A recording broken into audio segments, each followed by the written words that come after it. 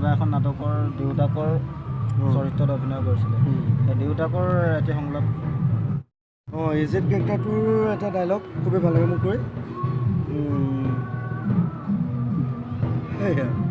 হেৰা বন্ধু আজি তুমি দুখ কৰিছা কিয়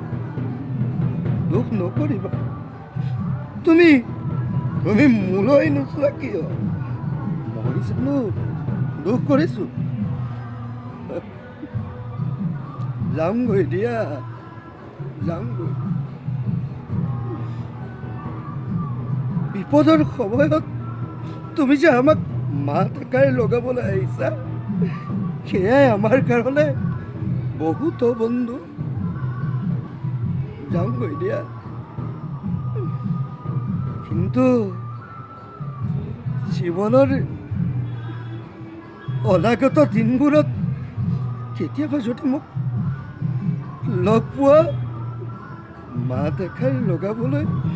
নাপাহৰিবা বন্ধু যামগৈ দিয়া মই এখন নাটকত অন্ধদেৱতা নাটকত যিখনত মই হিৰোৰ বন্ধু এজন হৈছোঁ গাঁৱৰ এটা ল'ৰা তেতিয়া মানে লাষ্ট মমেণ্ট সি ব্লাড কেঞ্চাৰ হৈ যেতিয়া মৰিবলৈ লয় সি মৰিবলৈ লওঁতে যেতিয়া ভিতৰত তেনেকুৱা এটা অৱস্থা হয় মৰো অৱস্থা এটা হৈ থাকে চিকিৎসা কৰিব নোৱাৰা এটা পৰিয়ালৰ ল'ৰা আমি সকলো গাঁৱৰে তেতিয়া মই এটা সংলাপ আছে মোক এজনে আহি কয়হি তুমি কি চিন্তা কৰি আছা ভিতৰলৈ যাওঁচোন আমুক তামুক এনেকুৱা ডাইলগ আছে তেতিয়া মই কওঁ কেনেকৈ যাবি